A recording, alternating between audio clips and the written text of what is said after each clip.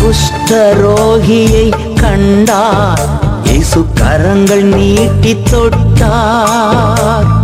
குஷ்டரோகியை கண்டார், இயேசு கரங்கள் நீட்டி தொட்டார்.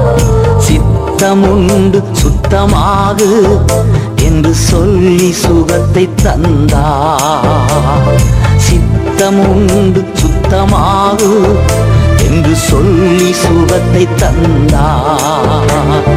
யெகோவா ராஃபா இன்றும் வாழ்கிறார்.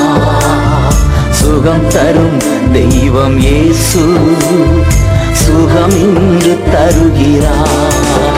மனம் இறங்கும் தெய்வம் இயேசு சுகம் தந்து நடத்தி செல்வார்.